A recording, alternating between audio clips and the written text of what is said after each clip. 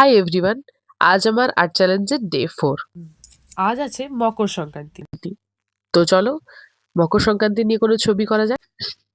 মকর সংক্রান্তিতে সূর্য দেবতার বিশেষ পূজা করা হয়। এই দিন সূর্য মকর রাশিতে প্রবেশ করেন। আগে গ্রাম বাংলার সূর্য দেবতাকে তুষ্ট করতে তৈরি করা হতো প্রসাদ। তার মধ্যেই অন্যতম হলো পিঠে। মকর সংক্রান্তিতে ঘুড়ি ওড়ানোও একটি প্রাচীন প্রথা, যা রামায়ণে ভগবান রামের ঘুড়ি ইন্দ্রলোকে পৌঁছানোর গল্প থেকে শুরু হয়েছে। আর এই প্রথার সাথে মিল রেখেই আজ আমার এই আর্টটি করা, যার মধ্যে বাংলার উৎসবের ঐতিহ্যের সাথে ভারতীয় চিত্রকলার একটি মিশ্রণ রয়েছে। আজ করছি মধুবনী আর্ট। বিহার রাজ্যের মধুবনী বা মিথিলা জেলার বিখ্যাত এই চিত্রশিল্প।